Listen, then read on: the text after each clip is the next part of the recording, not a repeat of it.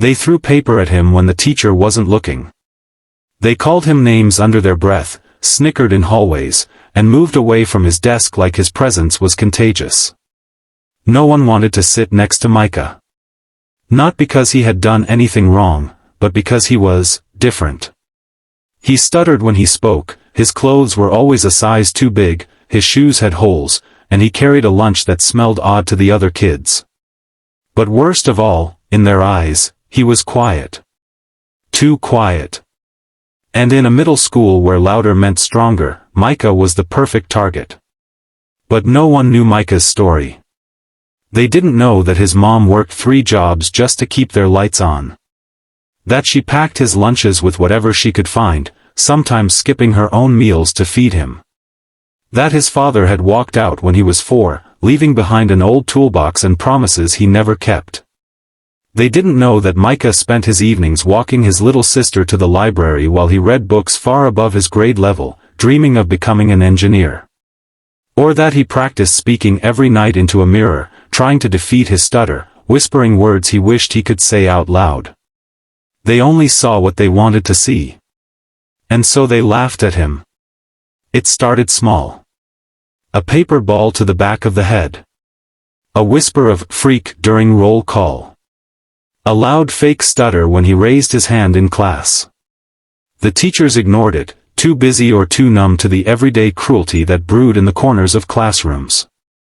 Then came the science fair. The students rolled their eyes when Micah entered. His project was odd, some tangled mess of wires, LED lights, and a spinning fan made from recycled parts. It hummed softly and blinked in colors as he shyly explained that it was a prototype for a low-cost air purifier for small homes. He believed every kid deserved to breathe clean air, even if they couldn't afford it. Laughter erupted from the back of the gym. Is it made from trash? That thing gonna fly away? Bet he found it in a dumpster. Micah's hands trembled on the display table. His face flushed. But he didn't cry. He just kept talking. His voice was soft. Broken. But determined. The judges passed by, nodding politely, then moved on. And that was that. Micah didn't win. No one expected him to. But someone had been watching. Her name was Miss Kendra, the janitor. Most kids didn't notice her, she was just the woman with the mop, the one who worked late after the halls were empty. But she saw everything. Every paper ball thrown. Every whisper. Every smirk. After the fair, she found Micah sitting alone outside the gym, his project in pieces, some wires snapped, his head bowed. She sat beside him. Said nothing at first. Then she pulled something from her bag. A small cloth-wrapped bundle. Inside was a sandwich, a bottle of water, and a single chocolate chip cookie. For the boy who dreams big, she said softly. And doesn't give up. Micah blinked at her. No one had ever looked at him like that. Like he mattered. Why are you being nice to me? He asked. Miss Kendra smiled.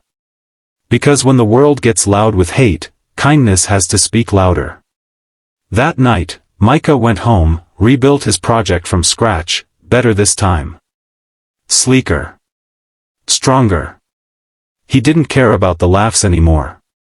He cared about the people who did believe. Even if it was just one. Word began to spread.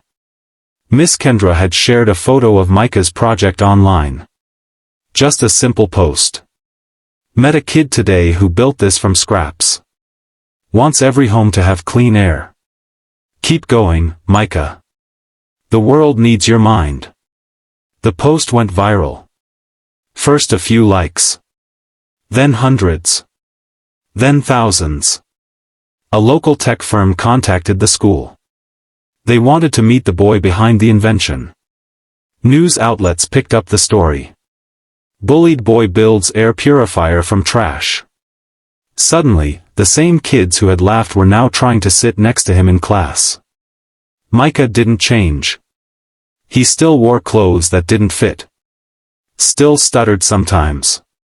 still carried that odd-smelling lunch. But he stood straighter. Smiled more. Because he knew now, kindness wasn't weakness. It was power. He went on to win a Young Innovators grant. Started a community project to build affordable purifiers for homes in low-income neighborhoods. Taught workshops at the library. Hired his mom to help with logistics.